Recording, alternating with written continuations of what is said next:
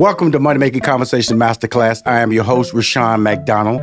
I recognize that we all have different definitions of success. For you, it may be the size of your paycheck. Mine is inspiring people to accomplish their goals and live their very best life. It's time to stop reading other people's success stories and start writing your own. People always talk about your purpose or gifts. If you have a gift, lead with your gift and don't let your friends, family, or coworkers stop you from planning or living your dreams. My next guests are Bobby Brown, who is an award-winning entertainer, producer, entrepreneur, and author, and Alicia Etheredge-Brown. She is an entrepreneur, his manager, and producer. Together, they are partners in Brown Ribbon Entertainment. They serve as executive producers on 2 new TV projects airing on the A&E Network, Biography, Bobby Brown, and Bobby Brown, Every Little Step. Today, we will be discussing the 4 episodes that I recently viewed, Biography, Bobby Brown. Please welcome to Money Making Conversations Masterclass, the very talented duo, a power couple, Bobby Brown and Alicia Etheredge-Brown. Welcome to Money Making Conversations Masterclass.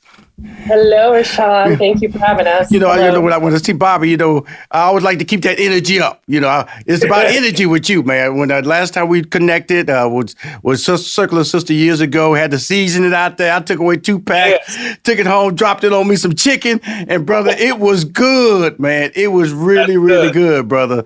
But this whole series, Alicia, when you talk about it, because you're serving as one of the executive producers, you mentioned how your relationship, how y'all met and how it played out along the way. Now y'all have a very successful, not only a marriage as a loving couple, but a business couple. How does that work in this world? Because you're also managing as well. Talk to us right quick. Yeah, I think, positive relationships are important. And when Bobby and I started working together first, we just fit perfectly on what he was talented with and what I could execute for him. So the management side kind of worked real seamlessly, which is very nice, Obviously, then getting into our personal relationship, we just have to find balance like everything in life. We have to respect one another as individuals. We have to support one another. And, you have to find that balance, which is important when you have home life and work life. But it's been a natural progression for us to start businesses together. The Bobby Brown food line, as you mentioned, and a lot of the projects that Bobby handles, we do everything together. We bring our best tools to the game, and we are teammates. That's really how it works. Well, when a key word she was saying continually in her conversation that she spoke was balance. And Bobby, the word balance, I think, in this 4 episodes is, I think, a term that really fit you. Felt like you was always trying to find your balance, your place. We want to talk for a minute. It's not a quick interview, but let's talk about that balance. Especially the first episode talks about where you grew up, and then as you went through life, finding your manhood. Let's talk about that. And then she says management, which we know early on, you were like all of you guys were taken advantage of as kids because there was no balance. Talk about that, Bobby. Well, in the beginning of my career, of course, with New Edition, there were, 5 egos, right? 5 people who, wanted to go a certain direction, wanted to be a certain way. And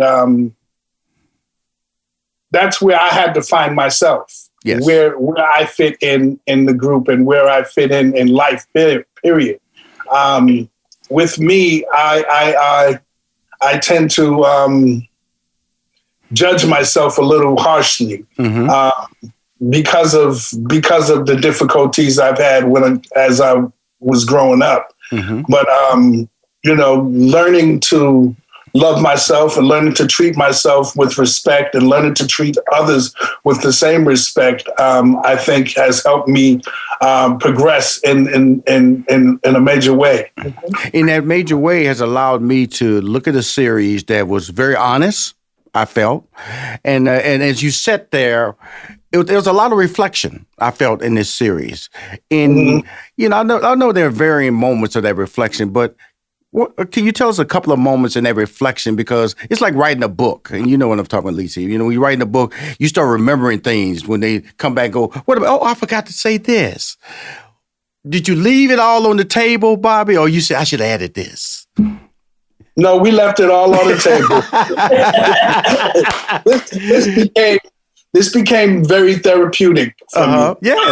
Yes. To get everything out and get the cobwebs out and be able to move forward with life on my terms, on good terms, was everything for me. I also think that timing is everything, for us in our lives. And this was the perfect time for this documentary to be to come to light. It's been approached to us before, and we have considered doing it as well as the series. But timing is everything in life. Obviously, Bobby has gone through, our whole family has gone through quite a bit of loss and a lot of highs and some lows that are major. But it's really where you are and figuring out where you're going, right? And everything is not always for right now. You have to really know when the timing is aligned you. And I think for Bobby, like he mentioned, this was very therapeutic for all of our family, and for him to express his emotions and touch upon things that, like you said, you may have forgotten, but then you're reminded real quick and it takes you right back there, Yeah, I wish it had added, it was a very fun moment that Bobby and I had when it was at the neighborhood awards called the Hoodie Awards. It was in Vegas. And we kept saying, like Steve Harvey said, man, you think Bobby gonna jump on that car? I said, Bobby gonna jump. Because we were at the front of the stage, there was a Ford car. That was our title sponsor. And everybody, we've done this show for 16 years. Nobody's ever jumped on the car. Guess who jumped on the car? Bobby Brown. Boy, the place lost their mind, Bobby. But that's how you were, man. You always took it. And I'm smiling because I was laughing so hard at back. And then my sponsor, Ford, came up. They go, is he standing on our car? I go, yeah. And the crowd going crazy. And she said, yeah, that's good branding. That's good branding. But that's who you are, man. You are a guy who pushes it to the edge, but still respects that this is about entertainment, correct? Yes, it is. It's always about entertainment with me. That's what I've always dreamed. That's what I dreamed of, was being the greatest entertainer. I watched people like Sammy Davis and Michael Jackson and Elvis Presley, and just made myself, tried to conform myself into all three of those individuals, and threw a little Rick James and Prince in there with him. But entertainment is everything for me, man. I don't know where I'd be without it. As well as, I guess you could say, a little hip gyration from Elvis Presley, because them hips were gyrating, brother. Yeah, that's where I get from Elvis. Alicia, don't lie. he was gyrating. I was looking at this, I said, this boy he didn't break his back, he didn't break his hip, he didn't throw his shoulder out of whack, because you were just a gyrating fool, Bobby Brown. Listen, I can attest that it is something in the blood, because our little son Cassius can shake his hips too. So it's natural. You toured with. There's a moment in the docuseries that talks about Rick James, where you was sitting on the side, and that kind of like I said, you saw a guy who took it to the edge, a guy left it on the stage, who was irreverent in his reaction to what you thought of him. He's going to tell you what he thinks of himself, and then project it in his performances. What impact did Rick have on you? Because you mentioned his name earlier, Michael Jackson, and things like these impactful talents, but Rick James is particularly mentioned in the docuseries. Yes, Rick James played a major part in my life, just from being a solid cat. He was a solid, individual that taught me most of what I know about entertainment, about being on stage, about showmanship, about being thankful for what I have, in this industry.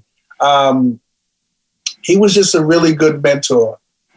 Absolutely. And your thoughts on that, Alicia? and Rick James? Yeah, I also feel that he was very important in his transition from a boy band to a solo artist. That was very major. And that's when Bobby really owned the stage and owned that, because he wanted to be something different than what we knew him in New Edition. He really became Bobby Brown. That was an important time for him. And I know Rick James was very imperative at that time. And that's what we was talking about. We talk about the word balance, finding who you are.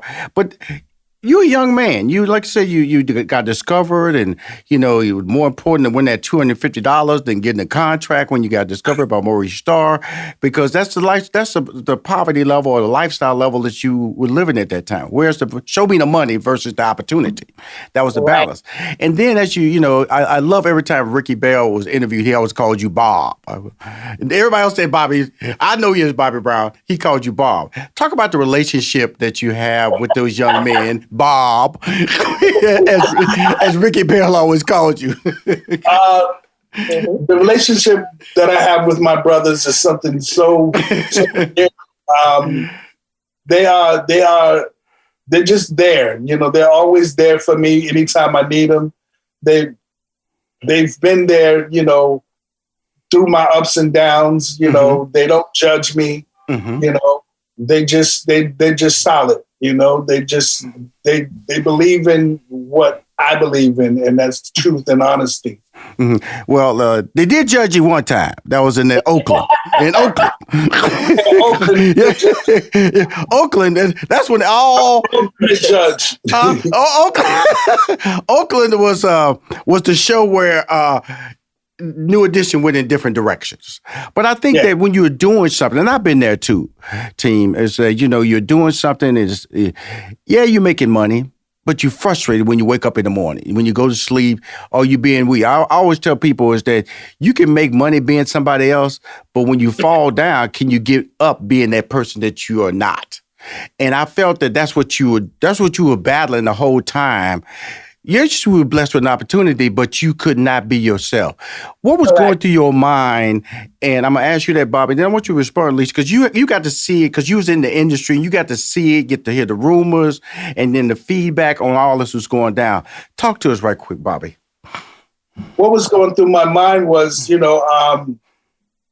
I needed to release. I needed to release all of the things that I was feeling inside.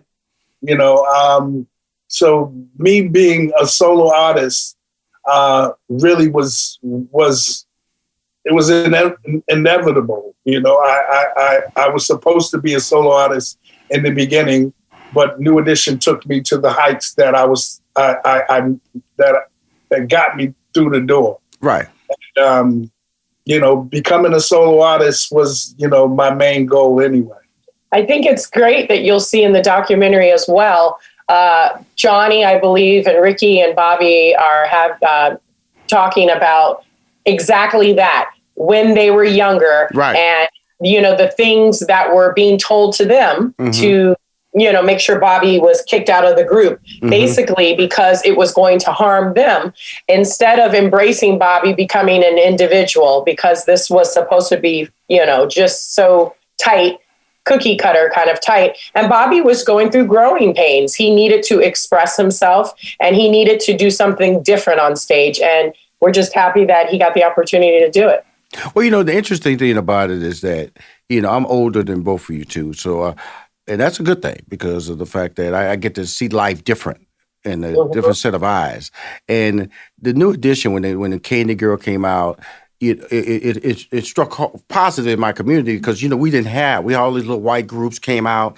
And when y'all came out, man, it was like, wow. It really was a wow, Bobby. It really was. New Edition was a wow for the Black community because of the fact that, the Jackson 5s don't count. They don't count, but you guys were like me. I was a young Black boy, a teenager, then moved into manhood, and seeing y'all talk and and react and move and dance and seeing other women that I want y'all.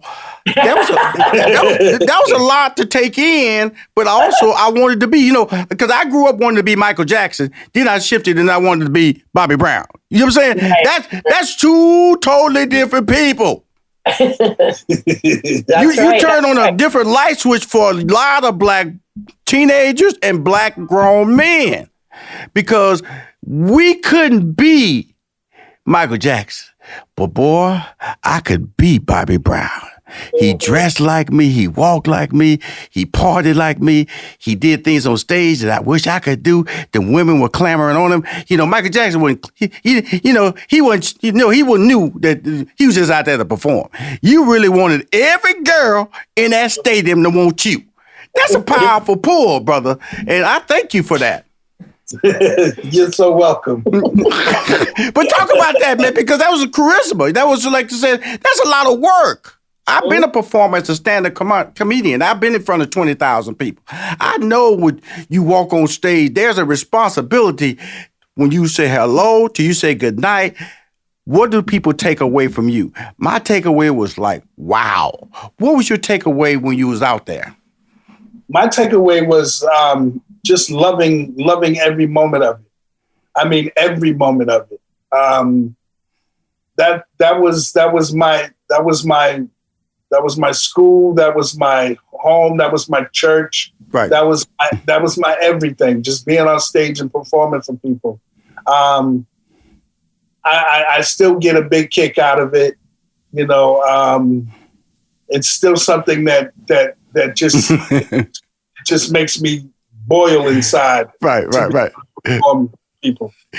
Alicia, when you hear my craziness, looking at this young man here and how he affected me, and what are your thoughts? Because I'm sure I'm not the first person to say that. Even people in the video, in the docuseries, talk about, celebrities talk about how they saw you. It was y'all out there performing, but they zeroed in on you and what you were doing, how you were performing, how you were interacting, your point of view. I think we should say that very clearly. You had a point of view. You were just fighting to have it heard.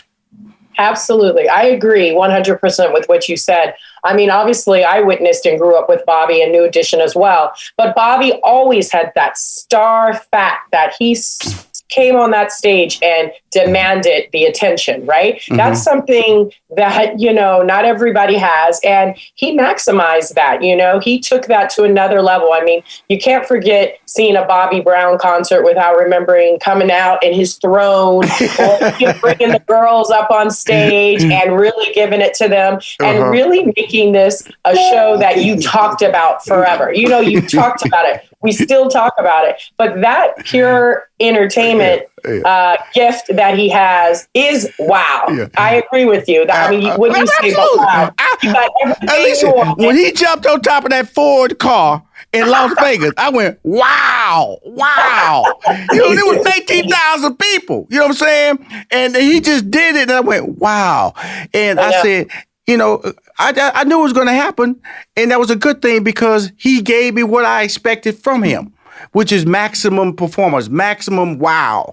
And that's the beauty of what I took away, because there's some really nice moments in this biography. I think the most touching was the moments that you share with Usher. Talk about that. The moments with Usher, that was really special to me because he's one of the individuals in this entertainment field that I really respect. I really, I think is doing a great job doing what he does best, and that's entertain. Mm-hmm. He came to me when he was just a young boy. Yes, they show it too. Yeah, wanted to get out and do it. And I just embraced him in my arms and made sure that he went the right directions as far as, his career was concerned. Usher's a really talented brother. And I'm just glad to know him as a friend. Well, this show is filled with many celebrities. Of course, Biv is in there. He still got his tight T-shirt on showing the arms and everything. Like he still hoop and throw down and everything. And, Ricky Bell's in there. Of course, Ralph Tresvant and Ronnie DeVoe. It's just a group of. Then when you look at the, Keith Sweat, that's my boy, Captain Sexy in there. Usher. Jermaine Dupri is in there, Babyface. It's just and a lot of other professionals in the industry that commented positively about, we all saw a part of history, Bobby, yes, with you. And when you got this Bobby Brown Way in Boston, Roxbury, that is probably, to be out of the 4 episodes, was a profound moment for me to see happen. Tell us about that energy. Because, it was on tape, but it was a build up to that moment. The mayor was there for you. Yeah. Little black boy from Roxbury. Wasn't supposed to make it. Bipolar. You know what I'm saying? Wasn't supposed to be anywhere near there. It was definitely a big surprise for me, because we were just going to film. We were just going to film Michael Bivins. And all of a sudden, here's the mayor and all of these people out there to give me a street. I mean, for me to have a street in Boston is just amazing. I mean, knowing that I ran through all of them streets, yes, sir, with some spunk. Absolutely. And putting this all together, Alicia, it's 4 episodes. It's called The Beginning, and then the career, and then the Whitney relationship, and then moving to the pain. I call it the pain episode. And when you talk about that, you pulled them out, you've helped them get out of that darkness, out of that pain, because I've seen, Bobby and I, we've been around, and because I was with Steve Harvey all the time and music and interviewed him. We sat in rooms together, and he may not remember, but I've always been there championing him and believing that there's a better opportunity. He just needs the right people around him. And you came in, and you are that right person, that trust factor, that balance that we've been talking about this entire show. Talk about pulling them out of that darkness, those dark spaces. Yeah, you're absolutely going to be able to experience that in this 4-part series of, all the stuff Bobby's been through, yes, as well as from his childhood and moving on and carrying it with you. We don't stop and let that pain or work through that enough. That's how you come out of the darkness. I mean, a lot of prayer as well. But yeah, it's been a journey, to say the least. But, when I knew Bobby back when Bob. I knew Bobby. Ricky Bell, Bob. in those younger years, and you'll get more of that as well in this docuseries. And so watching him grow and become a man, and having the challenges and battles, you just want someone to be solid by your side. And even if that's just your friend, you have to be able to trust in something and someone or something bigger than yourself. And so, we have come through the fire, and, we see light, and we are just living our lives with gratitude. It's just about really being still sometimes, and just really living in gratitude of the now. Cool. Because if you live in the past, it's just sometimes too overwhelming, and you'll see the tools that we use to help ourselves daily. Absolutely. Now, you have 2 projects here on the A&E Network. This is the Biography, Bobby Brown, and then you have a reality docuseries coming up, Bobby Brown, Every Little Step. Can you give us some little teasers about what that's going to be about? How many episodes you guys are going to tape? Can you give me just a little, drop some nuggets on me, Miss Executive Producer? Come on, Bobby, be quiet. Let her talk, Bobby. Let me talk. Let her talk, brother. Do your thing. Come on, Lisa. Well, you know that this series is going to be a 12-episode series we're super excited about. You'll see the first episode right after the docuseries, a documentary, on May 31st. So it'll continue now. It'll pick up basically where you see Bobby's life, right? With myself and our children that live, our 3 little ones that live with us. And you'll get some insight to the older children as well, which is nice, but how we live daily as a family. You know, there's not enough examples of a Black family that have a mother and a father in the house. Mm-hmm. We just need to see more of this. You know, this is reality because we're just allowing you to see us as who we are. And you're going to see a lot of what Bobby does best, entertain, right? Just his natural state. He's not on stage, but in our house, we act like it's stage all the time. We have kids that love to dance. Sing, he wants to say something, Alicia. He wants to say something. Come on, Bobby. Come on, Bob. Come on, Bob. Come on, Bob. Come on. No, I don't have anything to say. Go ahead. I love it. You know, it's different for me in front of the camera, but I'll tell you that Bobby is as entertaining as ever. And you guys just love it. It's endearing. It's intimate. You know, it's celebrated, and we don't really, you know, say anything is off limits, really, basically. So it's a PG, you know, it's a family oriented show. Something for everybody. Yes, sir. On the show. Well, I want to thank both of y'all. You know, again, it's always a blessing when I talk to you two. You're so charming, so honest. And the 4-part docuseries is a must watch. It's a must watch because it's compelling. It's honest. And also, you're part of history, brother. You really are.